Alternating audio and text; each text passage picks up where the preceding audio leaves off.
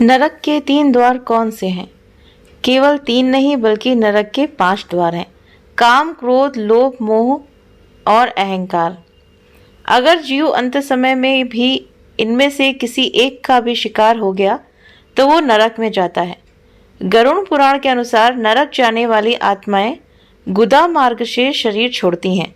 वह अंत समय में उन्हें यमदूत दिखाई देते हैं जो उस पाप आत्मा के कंठ कमल को बंद कर देते हैं, जिससे वो चाहते हुए भी कुछ नहीं बोल पाता है और यमदूतों की भयानक आकृतियों को देखकर मल मूत्र यानी कि लैट्रिन बाथरूम त्याग देता है और शरीर छोड़ते वक्त उसे एक स्थान पर जैसे 1000 भिक्षु ने डंक मारा हो ऐसा दर्द होता है।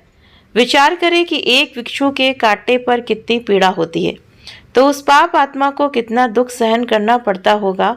और ये तो दुख केवल दुखों की शुरुआत है, आगे उसके कर्म अनुसार उसे अनेकों यातनाएं भुगतनी पड़ती हैं, जिसका वर्णन करने में भी हृदय कांप जाता है।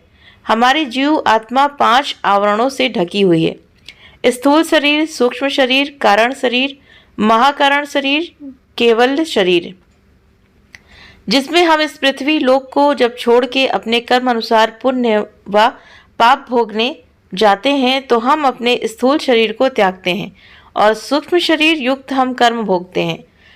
सूक्ष्म शरीर की एक विशेषता यह भी है कि जितनी पीड़ा हमें स्थूल शरीर में होती है उससे 10 गुना ज़्यादा सूक्ष्म शरीर में होती है। और जिस भी जीव का हम शरीर त्याग के गए हैं अगले जन्म मिलने तक उसी शरीर में उसी आकार युक्त दिखते हैं। ऐसे ही अगर आप जो का आत्मिक यानी कि मार्ग से जुड़े तथ्य और ज्ञान प्राप्त करना हो तो कृपया एक बार ये पुस्तक अवश्य पढ़ें। इसमें सभी आध्यात्मिक प्रश्नों के उत्तर दिए गए हैं, जैसे हमारा जन्म मरण क्यों होता है, पाप पुण्य क्या है, किस पाप से क्या सजा मिली है या सजा मिलती है, और कितनी क्या पाप कर सकते हैं, विराट रूप क्या होता है, मोक्ष क्या है और मोक्ष का जो मार्ग है वो श्रीमद् भागवत गीता और वेदों अनुसार क्या है। तो ऐसे ही अन्य प्रश्नों के उत्तर प्रमाण सहित जान सकते हैं और अपना मनुष्य जीवन का मूल उद्देश्य जानकर अपने जीव का कल्याण कर सकते हैं। जैसा कि श्रीमद् भागवत गीता में भी बताया गया है कि आप अपना मनुष्य जीवन का कल्याण किस प्रकार से कर सकते हैं।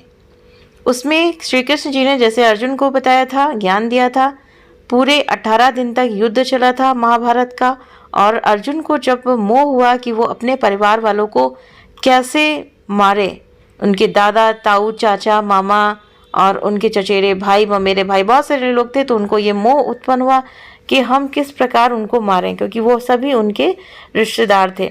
तो जब श्री कृष्ण ने कहा कि महाभारत का युद्ध भी आज हमारे आपके घरों में ही चल रहा है, अगर हमारा जो है जैसे कि हमारे भी चचेरे ममेरे, आजकल युद्ध क्यों होता है, झगड़ा लड़ाई क्यों होता है, घर घर की कहानी है कि हर घर में झगड़े किसी न किसी तरह होना है। तो अपने हक के लिए, अपनी बात को कहने के लिए इस तरह का कहते नहीं कि जिस तरह से कृष्ण ने अर्जुन को ज्ञान दिया था, तो इसी तरह से हमें भी क्या करना, आज हर एक घर में महाभारत युद्ध इसलिए चल रहा है क्योंकि कोई भी जो ज्ञान है वो लगाना नहीं चाहता है। जैसे कृष्ण ने जब अर्जुन को ज्ञान दिया तो उसको भी बहुत मोह प्राप्त हुआ, फिर उसके बाद धीरे धीरे करके उसका मोह भंग हुआ, क्योंकि क्षत्रियपन का जो स्वभाव था उसको जबरदस्ती युद्ध में लगा ही देगा, उसके ना चाहते हुए भी।